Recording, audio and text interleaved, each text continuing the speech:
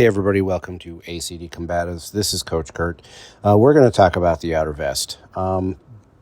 There are people in the career path, bosses, that don't like the way it looks, and so they like to make up BS stories about how it's for officer safety reasons, and that they think it has a militant look. And there actually is some truth to that. You wear the outer vest, it's very utilitarian. It takes some of the gear off your duty belt, which is very helpful because if you've been a cop for any length of time, you're going to have back pains and sciatica.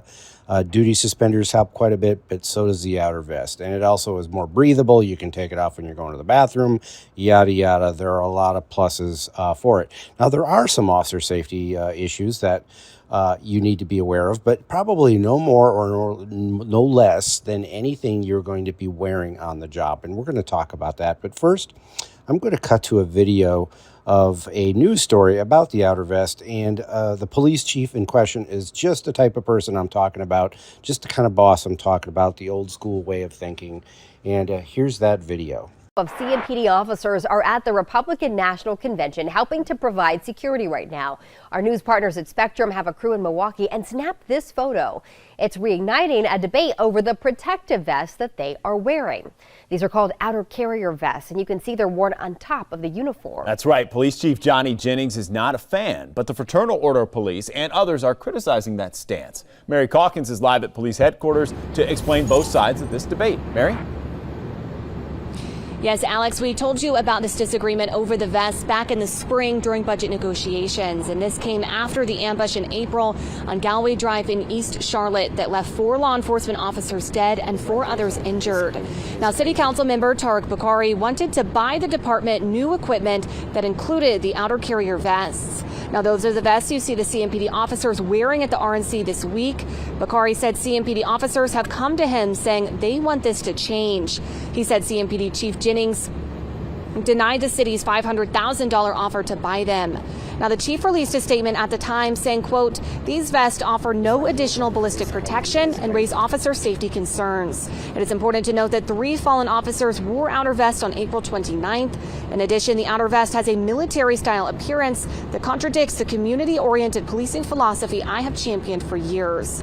Now, Councilmember Bukhari started his own GoFundMe to try to raise funds to purchase these vests. Right now, that has raised about $2,500. And coming up in just the next 30 minutes, I have the new statement from the Fraternal Order of Police criticizing the police chief's stance. For now, reporting live from CMPD, Mary Calkins, WBTV, on your side. So look, he is right. It doesn't offer any other ballistic protection. That's not the point of the outer vest. Like I said, I started in 97. In 2012, I started being a field training officer. I'm a control tactic instructor, a use of force instructor, just all-around police trainer. And I'm here to tell you the outer vest offers way more pluses than minuses. I've suffered my entire career with jerks like this that don't care about the comfort, which absolutely leads to officer safety and health issues that the vest can address. But on screen, you're seeing that this is the number one officer safety thing people are talking about. Like, you can grab onto the outer vest. Yeah, you can grab onto the outer vest, just like you can grab onto that mic cord that leads from the radio up to your neck, and you can be choked out with that. Just like you can be grabbed down by your shirt and so many other things. Your patrol jacket, you're seeing examples of that, me using martial arts, Taihojitsu, Jiu-Jitsu, Hapkido type techniques, using those not only to defend against grabs against outer vest and clothes like a jacket, but also how to utilize somebody else's outer vest or clothes as a weapon against them. And that is why I am a huge fan of training in both the gi and the no gi environment when it comes to martial arts. Again, if you don't know anything about me, I train and practice Taihojitsu, modern police concepts method. I cross-train in Brazilian Jiu-Jitsu, and I've got a pretty diverse background, Hapkido, Kajikembo, Krav Maga, and I've cross-trained in Aikido and various other systems and styles. I'm no ninja by any stretch of the imagination. I'm an average martial artist at best. But I'm here to tell you, with some basic skills, good control tactics, an officer can easily defend against these type of attacks. No more, no less than any other attack that they're going to receive. The outer vest, again, as I say, you take it off when you're going to the bathroom. When you're in the office, you can take it off so you're breathing. From the military, I caught prickly heat 1 year back in the day when I think I was at JRTC, Joint Readiness Training Center. If you guys are in the Army, you know what I'm talking about. It's hot and humid as hell there. But I caught prickly heat, and I've always been sensitive to that ever since. Lower left corner, you see me, how I wear my radio up on the lapel.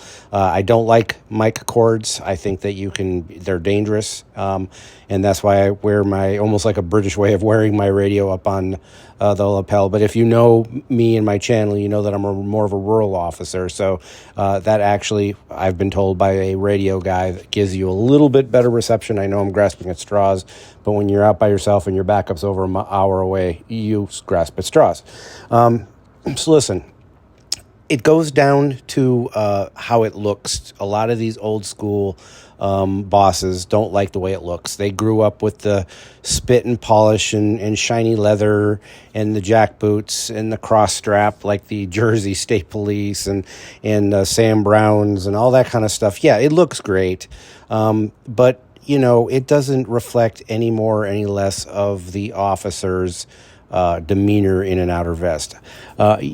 Being a good professional officer with good communication skills is going to get you far. So let's not worry about the outer vest. That's it for today, folks. Please like, subscribe, and share. Let's roll. Hey,